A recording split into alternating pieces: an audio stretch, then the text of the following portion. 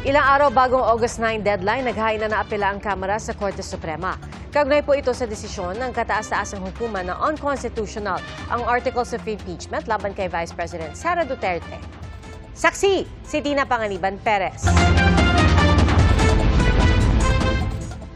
Sa motion for reconsideration na inihain ng Kamara sa Korte Suprema kaninang hapon, hinihiling nitong baligtarin ng kataas-taasang hukuman ang desisyong labag sa konstitusyon, ang Articles of Impeachment laban kay Vice President Sara Duterte.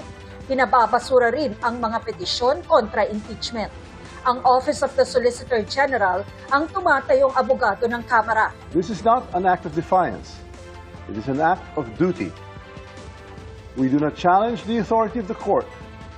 We seek only to preserve the rightful role of the House, the voice of the people, in the process of accountability. Pagdidiin pa ni Speaker Martin Romualdez, malinaw sa konstitusyon na ang Kamara ang eksklusibong may kapangyarihang mag-initiate ng impeachment.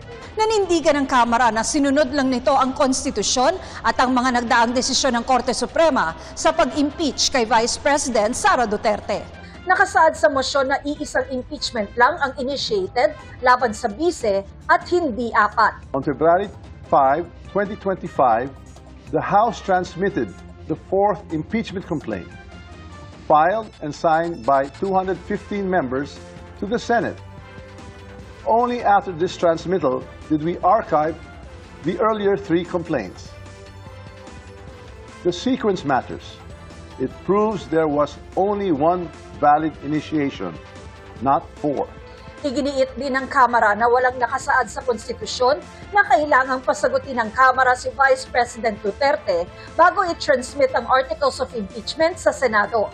Sa impeachment trial, anya, dapat sagutin ng bise ang mga alegasyon tulad sa mga nakaraang impeachment. In all past impeachments, the trial and the right to be heard take place in the Senate.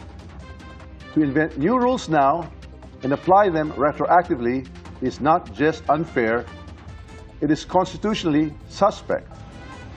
Ayon sa Speaker, impeachable officials din ang mga mahistrado ng Korte Suprema at nang nagpataw ang mga ito ng bagong patakaran sa impeachment ni Vice President Duterte, tila naglagay rin ang Korte ng kondisyon para protektahan ang sarili nila. It puts itself in the dangerous position of writing conditions that may shield itself from future accountability.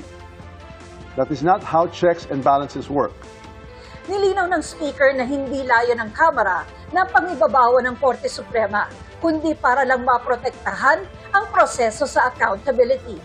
Because if impeachments can be blocked by misunderstood facts or rules made after the fact, then accountability is not upheld, it is denied. Maging ang Philippine Constitution Association, hiniling sa Korte Suprema na i-review ang facts o impormasyong pinagbasehan nito ng desisyon. Ayon sa grupo, sinubukan ng Korte Suprema na alamin ang facts sa kaso, gayong ang trabaho nito ay i-interpret ang batas. Nangangamba rin ang PhilConsa sa 7 bagong patakarang ipinataw ng Korte Suprema sa Kamara sa impeachment na labag daw sa konstitusyon.